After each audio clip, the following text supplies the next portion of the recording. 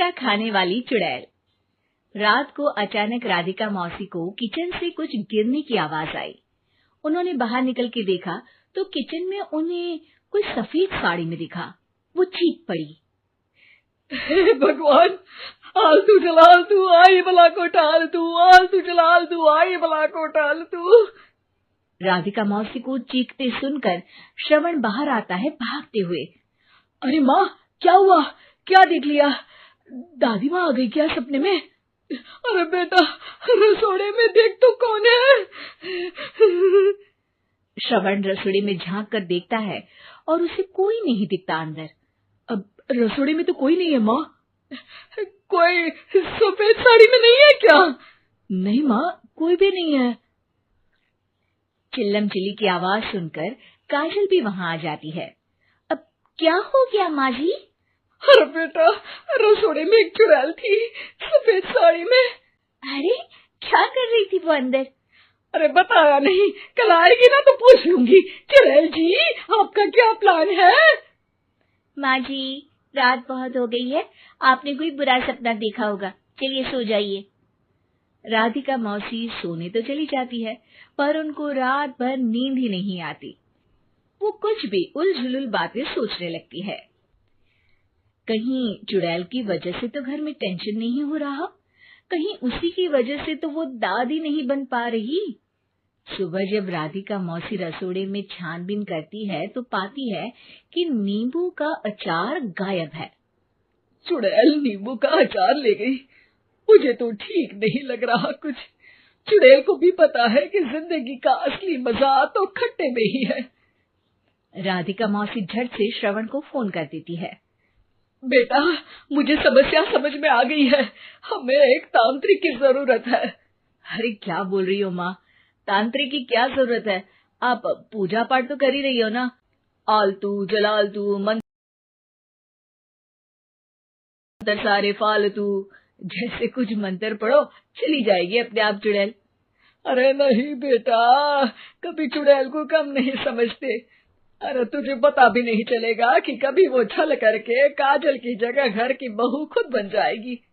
क्या माँ, कुछ भी बोल रही हो? कहाँ काजल और कहाँ चुड़ैल? वैसे एक बात बताओ, काजल को अगर गाने के लिए बोल देना तो चुड़ैल काजल की आवाज सुनकर घर तो क्या, धरती लोग छोड़कर चली जाएगी। तुम ना पढ़े लिखे बच्चे हर चीज को मजाक समझते हो। तुम रहने दो, मैं खुद ही तांत्रिक को बुला लेती हूँ। अच्छा सुन, शाम को इमली लेके आना।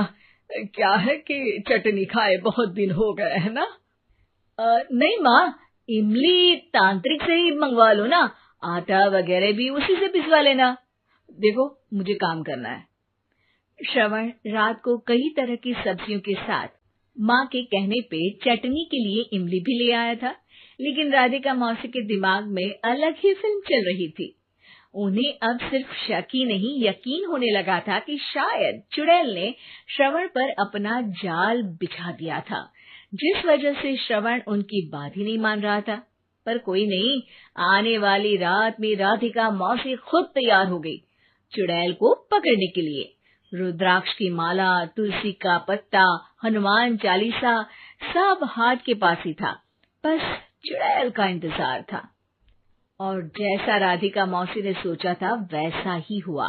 वो चुड़ैल उस रात भी आई, पर वो राधिका मौसी से तेज निकली और राधिका मौसी के उससे पकड़ने के पहले ही वो भाग खड़ी हुई। जरूर बहू पे साया है उस चुड़ैल का, तभी तो श्रवण के कमरे में गई है। और अगली सुबह राधिका मौसी पिछली रात हुए हमले में किन चीजों का नुकसान हुआ उसका हिसाब लगा रही थी। उनके खेमे से एक आम के अचार की शीशी भी गायब हो चुकी थी और वो इमली भी जो कल श्रवण लेकर आया था। राधिका मौसी इस बारे में सोच ही रही थी कि श्रवण जल्दी से रसोड़े में आकर दवाइयों की पोटली ढूंढने लगता है। अरे बेटा, हम आप सबसे यह विनती करब कि आप लोग इस चैनल के प्यार दी जा, दुलार दी जा, आशीर्वाद दी जा, सर्च करी जा और सब्सक्राइब जरूर करी जा। क्या हो गया? अब माँ, वो काजल की तबीयत खराब है, बहुत घबराहट हो रही है उसे। हे भगवान, मैंने पहले ही कहा था कि तांत्रिक को बुला लेते हैं, पर नहीं, अब देखो उस चुड़ैल ने काजल को अपने वश में करना शुरू भी कर दिया है। हालांकि श्रवण भूतों में विश्वास नहीं करता था, पर अब वो भी डर जाता है और राजी हो जाता है एक तांत्रिक को बुलाने के लिए। कुछ ही घंटों में तांत्रिक आ जाते हैं और राधिका मौसी तांत्रिक जी को सब बता देती है। घोर संकट, घनघोर संकट, चुड़ैल को मारू जोर चाकट, ओम भट स्वाहा खटखा के आहा। अरे ये क्या मंत्र है?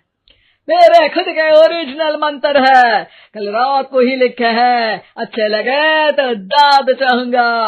एक और मंत्र सुनो, अर्ज किया है आब्राकडाब्रा, दिल्ली बम्बई आगरा, चंदा मामा सोरले सुरन मामू जारा। ये मंत्र है? अरे कोई 40 वालीसा पढ़ो ना।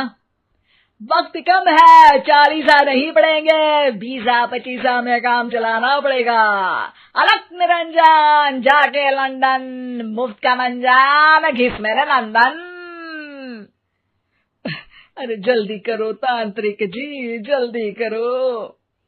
तांत्रिक अपने उल झलूल मंत्र पढ़ने लगता है। श्रवण को तांत्रिक पे शक होता है। वो अपने एक डॉक्टर दोस्त को कॉल कर देता है ताकि कोई अनहोनी हो तो इमरजेंसी में चीजें मैनेज हो जाए। तांत्रिक धुनी रमाता है, जिसकी वजह से कमरे में काफी धुआं हो जाता है और जिसकी वजह से बहू की घबराहट बढ़ जाती है। अब भागेगी चुड़ैल। हाँ। बहू खांसते हुए धुएं से बचने के लिए बाहर चली जाती है। अरे भाग रही है, भाग रही है। पीछे पीछे श्रवण भी जाता है। बहू एक सोफे पर बैठ जाती है। तभी डॉक्टर दोस्त आ जाते हैं और श्रवण को पानी लाने के लिए कहते हैं। थोड़े चेकअप के बाद डॉक्टर कहते हैं, मेरे हिसाब से जाप का काम पूरा हो गया है। क्या मतलब? अरे कुछ भी नहीं माँ, कोई चुड़ैल नहीं है, खुशखबरी है, अब दादी बनने वाली है। मगर वो सब अचार के डब्बे। श्रवण दोनों अचार के डब्बे अपनी माँ को दिखाता है, जो कि उनके बिस्तर के नीचे छुपे हुए थे। आपने सही बोला था माँ, वो चुड़ैल काजल ही थी जो खट्टा खा रही थी। हमें कल ही पता चला, पर हमने आपको ये तांत्रिक वाला काम करने दिया ताकि आपको भरोसा हो जाए कि भूत वगैरह कुछ होता ही नहीं। अच्छा अच्छा, ये तो बड़ी खुशी की बात है, पर बेटा मुझे एक झाड़ू तो ला दे। क्यों माँ? ये तांत्रिक का भूत उतारती हूँ मैं। अब तांत्रिक राधा मौसी के डर से घर से भाग निकलता है और राधा मौसी उसके पीछे भागती है। अरे संकट ये घनघोर है, तांत्रिक मुआ चोर है।